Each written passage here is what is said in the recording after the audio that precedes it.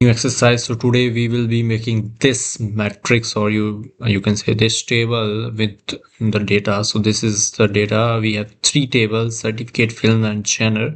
So let's get started. I will click on the matrix. One matrix will be there, and then I will choose the genre in the row.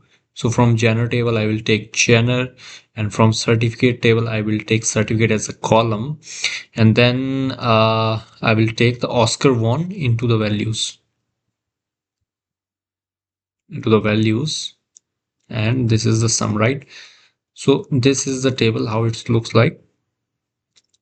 And if you see right now it's 12 a UG. So what we can do in the website, it's also mentioned that you should filter or sort by this certificate ID. So I will go in the table view and I will click on certificate, and I will sort this by certificate ID.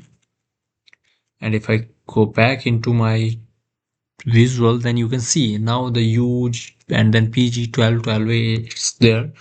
And for the coloring here, what you can do, you can add conditional formatting here, the background colors. I will click just OK, and let's see.